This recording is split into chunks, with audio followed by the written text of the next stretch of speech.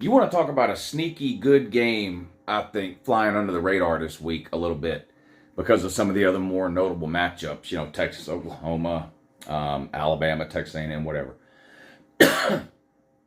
Maryland on the road at Ohio State. Boy, this could be a really good game here. Maryland is 5-0.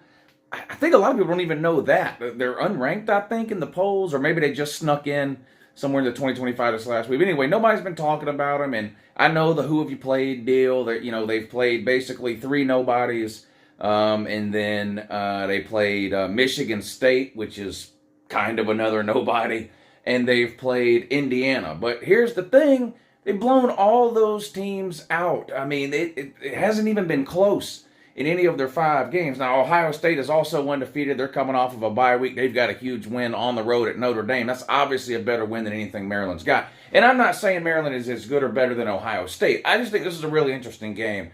And I've had kind of the same overall thought process and philosophy about Maryland for the last 2 seasons, last season and this season. And that is, they're obviously not winning the Big Ten East. There are the 3 sort of top dogs there, Michigan, Ohio State, and Penn State, are just too talented overall for a team like Maryland, I think, to be able to win the Big Ten East right now. But I think Maryland, I thought this last year, and it ended up not being the case, although they came close. But I think Maryland can beat one of the big 3. They almost beat Michigan last year. They came just short there.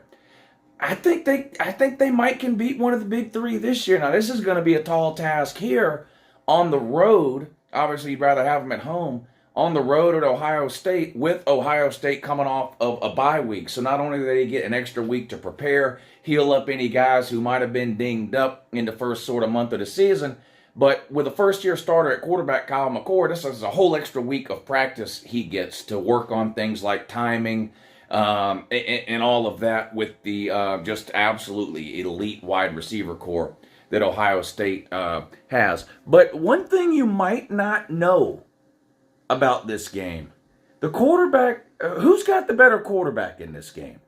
Talalala from Maryland or Ohio State with Kyle McCord? It's Talalala from Maryland. It 100% is. They've got about the same completion percentage.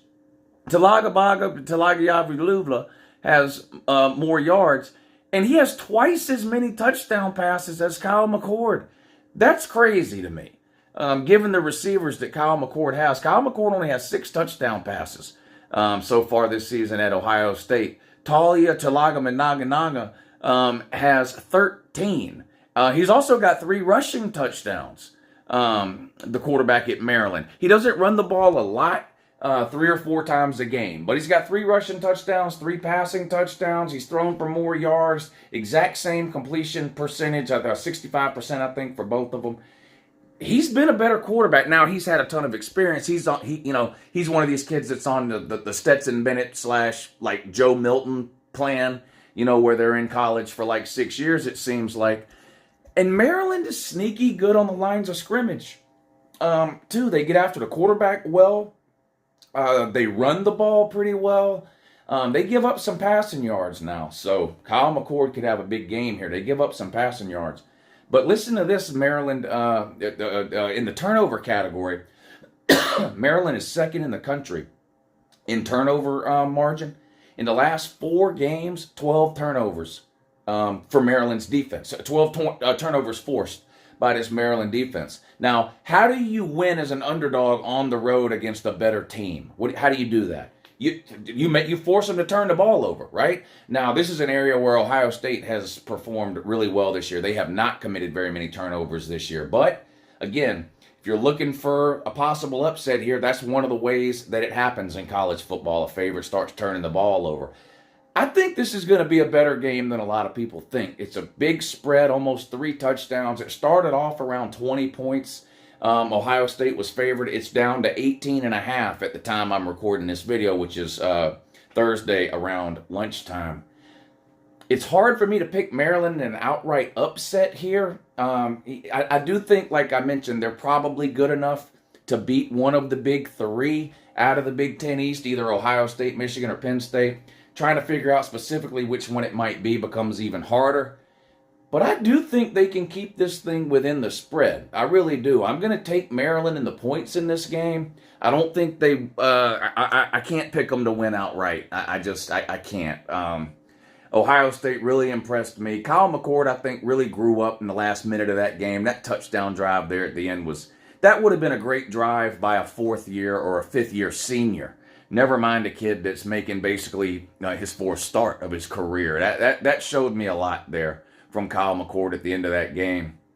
And I just, the talent level, Notre Dame's got a really good offense with good lines of scrimmage, which is sort of, Maryland's kind of been that way too. Notre Dame's better than Maryland on the lines of scrimmage. And Ohio State handled them pretty well for the most part in that game. So hard to call for the outright upset here, but I think this will be a sneaky good game. This one comes on early on Saturday. This is a noon game, so it'll be on the same time Texas-Oklahoma is on. So all you cavemen out there with one TV, you probably won't be watching this game. I don't suffer from that disease, thank God.